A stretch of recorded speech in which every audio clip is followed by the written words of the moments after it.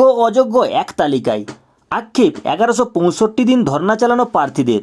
School service কমিশনের মাধ্যমে 2016 সালে নিযুক্ত হওয়া শিক্ষকদের পুরো প্যানেল ইতিমধ্যে বাতিল করেছে কলকাতা হাইকোর্ট।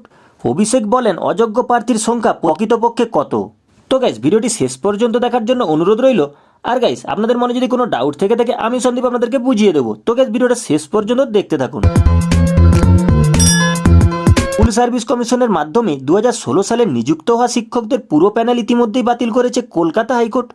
তাদের মধ্যে কারা যোগ্য কারাই বা অযোগ্য সেই বিতর্কের নিষ্পত্তি হয়নি এখনও।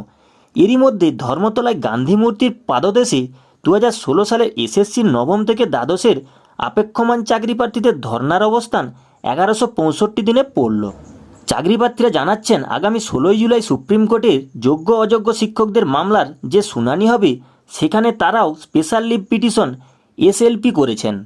এই চাকরি প্রার্থীদের মতে যদিও শীর্ষ আদালত হাইকোর্টের রায়ে স্থগিতাদেশ দিয়েছে, কিন্তু তারাও চান না 2016 সালের পুরো প্যানেল বাতিল হোক, বরং যোগ্য ও অযোগ্য প্রার্থীদের প্রকৃত বিভাজনের পর অযোগ্যরা বাদ গেলে যারা আপেক্ষমান তালিকায় আছেন তাদের নিয়োগ প্রক্রিয়া ত্বরান্বিত হতে পারে।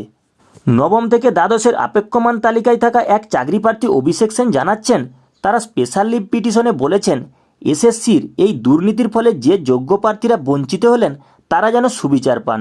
অভিষেকের দাবি এই নিয়োগ প্রক্রিয়ার ভুরি ভুরি অভিযোগ ইতিমধ্যেই প্রমাণিত।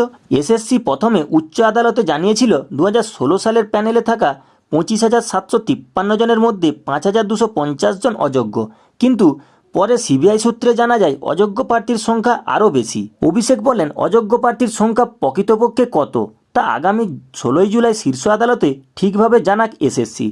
তাদের চাকরি বাতিল হলে আমরা অযোগ্যরা তালিকায় ঢুকব।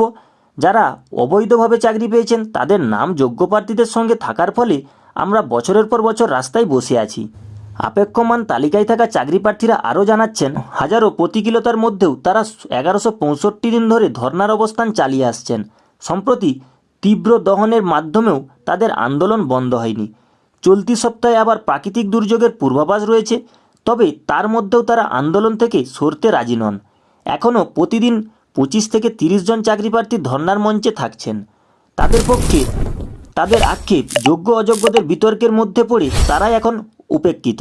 এক চাকরি প্রার্থীর কথায় আমরা তথ্যের অধিকার আইনে দুর্নীতির তথ্য জোগাড় করে 2019 সালে আদালতের দ্বারস্থ হয়েছিলাম।